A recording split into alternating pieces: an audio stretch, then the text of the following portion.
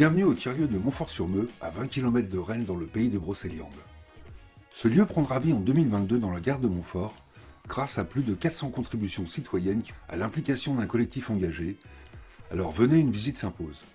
Ici, on peut boire un café, jouer aux cartes, travailler, profiter des animations plusieurs fois par semaine ou juste être là pour le plaisir d'échanger avec d'autres. Hier soir, il y a eu une rencontre citoyenne et un atelier cuisine anti-gaspi avec Vincent.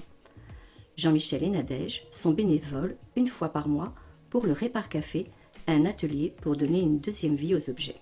Je vous présente Stéphane, notre expert en informatique. Il a aidé Lucette à faire une visio avec ses petits-enfants en échange de légumes de son jardin. Elle avait posé sa demande sur le mur des annonces. Ça a matché. Par ici, il y a une carte qui recense les petits producteurs et les commerces pour voir où trouver les bons produits. Plusieurs fois par semaine, on met le lieu à disposition pour des livraisons de paniers.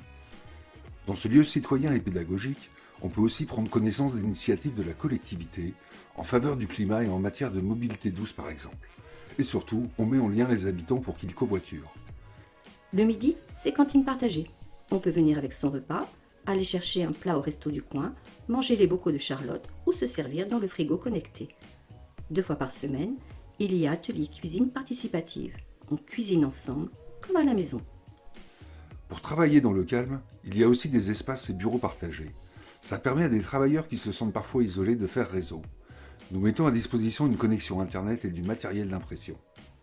Ce qu'on cherche en accueillant des personnes aux besoins différents, c'est de favoriser le lien entre ces gens, même entre personnes qui n'auraient pas vocation à se rencontrer.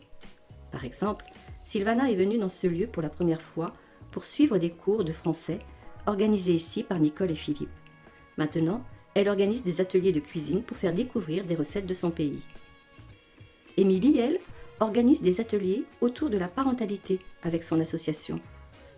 Côté agriculture, il y a des expos, des mini-concerts et des ateliers créatifs autour de l'écriture et de l'art postal par exemple.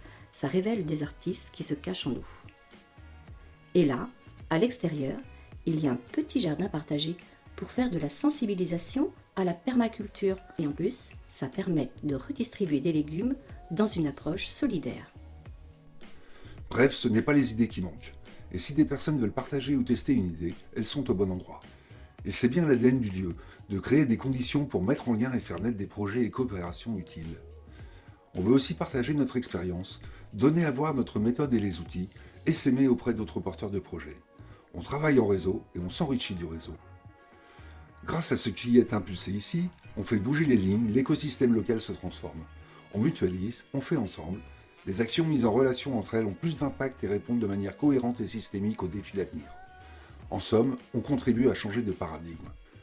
Ce tiers-lieu va continuer à se décider progressivement avec ses futurs usagers et avec les partenaires dans une logique coopérative.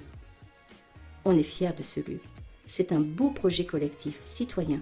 Et surtout, il est ouvert et accessible à tous, inclusif, solidaire, convivial et agréable.